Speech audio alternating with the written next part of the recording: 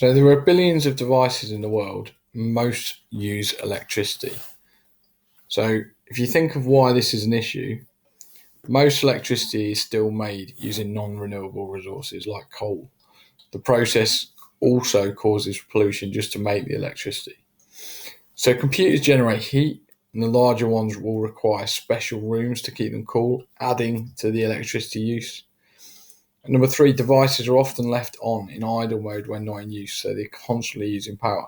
Just because of the small gain you get in terms of when you turn it back on, if it's in idle mode, it will boot up a tiny bit quicker. So you can see why, just with three little things like that, you can start to understand why the energy used for computers across the world is absolutely a huge issue. Then, if we think about until technology develops, which will help us solve this problem, there's not a lot we can do to improve it, but there are a couple of things. So, the couple of things are we can use virtual servers, which is software based servers, allowing real machines to run at full capacity so no energy is wasted. So, for example, a virtual server, if you imagine you've got a server, you could split that up into virtual servers so you fill in it and using it to its full maximum potential, as opposed to having multiple servers as hardware that might be running where most of it's empty.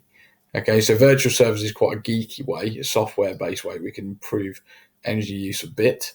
Number two, we can ensure devices use low power sleep modes, hibernation modes to reduce power consumption when idle. So basically, try and take advantage of any modes in devices to reduce power usage.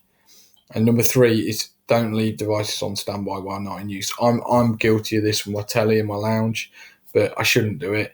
Leaving it on standby because I'm just using electricity when I don't need to use any. Because unless I'm watching it, I shouldn't really be using any.